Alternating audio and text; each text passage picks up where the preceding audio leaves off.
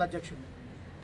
ముందుగా గతంలో ఎన్నడూ లేని విధంగా గత 10 సంవత్సరాల విధ్వంసాన్ని ఎదుర్కొంటూ ప్రతిష్టాత్మకంగా రాజీవ్ యువ కిరణాల పేరుతో, యువ వికాసం పేరుతో ఏదైతే ఎస్సీ ఎస్టీ బీసీ మైనార్టీ కార్పొరేషన్ల ద్వారా 6,000 కోట్ల రూపాయలు స్వయం ఉపాధి కోసం కేటాయించడం జరిగిందో దాని పట్ల హర్షం వ్యక్తం చేస్తూ కరీంనగర్ జిల్లా కాంగ్రెస్ ఎస్సీసీఎల్ పక్షాన ప్రభుత్వానికి, ముఖ్యమంత్రి రేవంత్ రెడ్డి గారికి, అదేవిధంగా ఉప ముఖ్యమంత్రి బట్టి విక్రమార్క గారికి మరియు మంత్రివర్గ సభ్యులందరికీ కూడా మా యొక్క హృదయపూర్వక ధన్యవాదాలు తెలియజేస్తూ ఉన్నాం. గత 10 సంవత్సరాల టీఆర్ఎస్ పాలనలో వాళ్ళు చేసిన విధ్వంసాన్ని ఎదుర్కొంటూ ఇవాళ తెలంగాణ రాష్ట్ర వ్యాప్తంగా అభివృద్ధే పరమావధిగా పనిచేస్తున్న కాంగ్రెస్ పార్టీ, అదేవిధంగా కాంగ్రెస్ పార్టీ ఎమ్మెల్యేల పట్ల కొంతమంది ఇన్ని రోజులు ఇళ్లలో వండుకొని ఇవాళ బయటికి వెళ్ళి ఇష్టానుసారంగా అనుచితమైన వ్యాఖ్యలు చేస్తూ ఉన్నారు. గమనించినట్టయితే గత 2 రోజుల కింద తిమ్మాపూర్ మండల బీఆర్ఎస్ పార్టీ సమావేశంలో రసమై బాలకృష్ణ అనే వ్యక్తి ఎమ్మెల్యే కవంపల్లి సత్యనారాయణ గారి పైన నిరాధారమైన అసత్యమైన ఆరోపణలు చేయడం జరిగింది. ఈ వేదికగా కవంపల్లి సత్యనారాయణ గారి పట్ల రసమై బాలకృష్ణ చేసిన ఆరోపణలను తీవ్రంగా ఖండిస్తూ ఉన్నాం.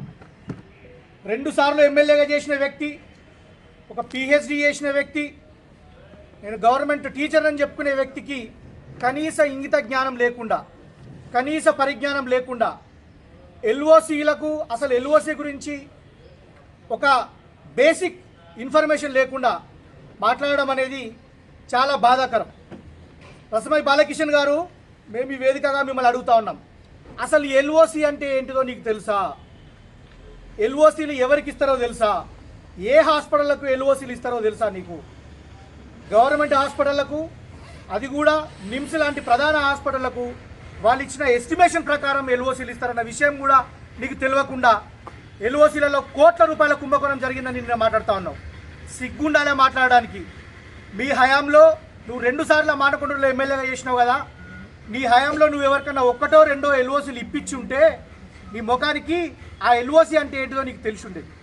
ఇవాళ ఒక ఆరోగ్య ప్రదాతగా, ఒక ఉన్నత విద్యావంతునిగా మానకొండూరు నియోజకవర్గంలో ప్రజల మన్ననలు పొందుతూ కవంపల్లి సత్యనారాయణ చేస్తున్న అభివృద్ధిని చూసి ఓర్వలేక ఇష్టం వచ్చినట్టుగా నిరాధారమైన ఆరోపణలు చేస్తూ ఉన్నావు. సిఎంఆర్ఎఫ్ చెక్కుల గురించి మాట్లాడుతూ ఉన్నావు. అంకిత హాస్పిటల్, ఇంకొక 3 హాస్పిటళ్ళు కవంపల్లి సత్యనారాయణ గారి ఫ్రెండ్స్కి సంబంధించిన హాస్పిటళ్లలో అవినీతి జరిగిందని మాట్లాడుతూ ఉన్నావు. నీ దగ్గర ఏవైనా ఆధారాలు ఉంటే ఇదే వేదికగా నిన్ను సవాల్ విసురుతూ ఉన్నాం. నీ దగ్గర ఏమైనా ఆధారం ఉంటే అలుగునూరు చౌరస్తాలో ఉన్న అంబేద్కర్ విగ్రహం దగ్గరికి రా. నువ్వు ఎప్పుడు వస్తావో మాకు చెప్పు. మా కాంగ్రెస్ పార్టీ ఎస్సీసీఎల్ తరపున, మా కార్యవర్గం తరపున మేము అక్కడికి రావడానికి సిద్ధంగా ఉన్నాం. నిజంగానే ఒకవేళ అక్రమాలు జరిగినట్టుగా, అవకతవకలు జరిగినట్టుగా కనుక నువ్వు రుజువు చేసినట్టయితే మేము రాజకీయాల నుంచి తప్పుకుంటామన్న విషయం కూడా ఈ సందర్భంగా చెప్తా ఉన్నాం. లేదు, నేను నిరాధారమైన ఆరోపణలు చేసినా, నేను ఏదో మాట్లాడాలి కదా, ప్రజలు నన్ను మర్చిపోతున్నారు, మళ్ళొక్కసారి నేను టీవీలలో కనిపించాలి కదా అని నువ్వు కనుక ఆరోపణలు చేసినట్టయితే అంబేద్కర్ విగ్రహం ముందు బిడ్డ ముక్కు భూమికి రాసి తప్పైందని చెప్పి నీ సిద్దిపేటకు మూటే ముల్లా చదువుకొని వెళ్ళిపో.